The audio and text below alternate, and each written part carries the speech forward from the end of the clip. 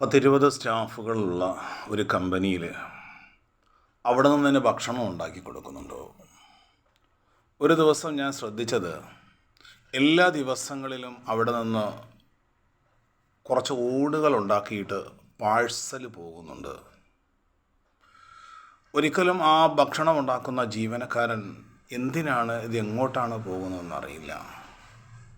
ഒരു ദിവസം ഞാനത് ചോദിച്ചപ്പോൾ ആ കമ്പനിയുടെ ഉടമസ്ഥൻ്റെ ഓണർ ഈ ജീവനക്കാർക്ക് 20 പേരുടെ ഭക്ഷണം ഉണ്ടാക്കുന്നതിനോടൊപ്പം തിരുവനന്തപുരം മെഡിക്കൽ കോളേജിലും RCCയിലുമൊക്കെ വരുന്ന സാധു മനുഷ്യർക്ക് വേണ്ടി അവരുടെ കമ്പനിയുടെ സ്റ്റാഫ് തന്നെ കൊണ്ടുപോയി വിതരണം ചെയ്യുന്നു.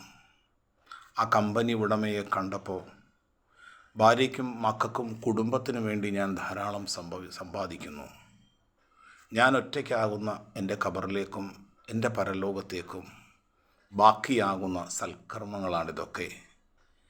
അദ്ദേഹം ചെയ്യുന്ന രഹസ്യമായ ഈ ദാനധർമ്മം കണ്ടിട്ട് മനുഷ്യർ പലതും സമ്പാദിച്ചു കൂട്ടാൻ വേണ്ടി ശ്രമിക്കുമ്പോൾ സമ്പാദിക്കുന്നതിൽ നിന്ന് കുറച്ച് അപരനു വേണ്ടി, സാധു മനുഷ്യർക്ക് വേണ്ടി മാറ്റിവെക്കുന്ന ചിലരുമുണ്ടാകും.